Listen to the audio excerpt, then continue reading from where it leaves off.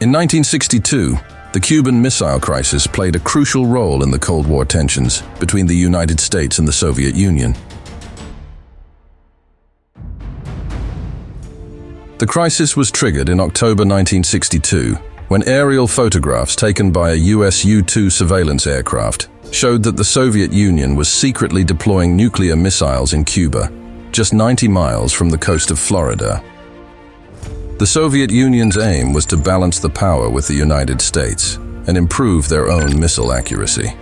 The failed 1961 Bay of Pigs invasion by the US, aimed at toppling Fidel Castro's regime, prompted the Soviet Union to protect Castro's communist government and led to a secret agreement between Soviet Premier Nikita Khrushchev and Castro to host nuclear missiles in Cuba.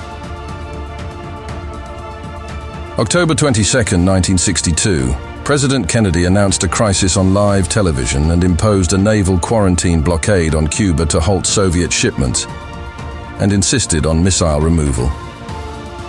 This created a real sense of crisis, bringing the superpowers to the brink of war.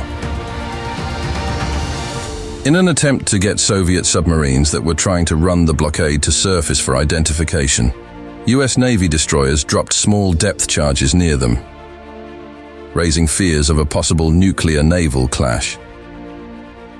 For several days, an intense standoff ensued. In a series of letters, the US demanded the removal of the missiles, while the Soviets tried to justify their presence in Cuba, requesting that the US withdraw their Jupiter missiles from their neighboring country Turkey.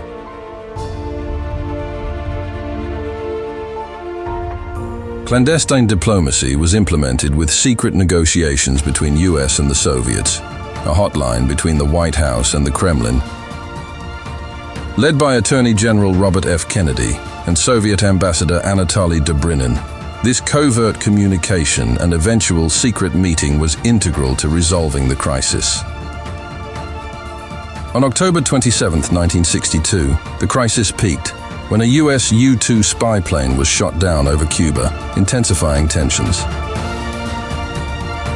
However, on October 28th, Soviet Premier Nikita Khrushchev declared the removal of missiles in exchange for a US pledge not to invade Cuba, and a secret agreement for the removal of American missiles from both Turkey and Italy.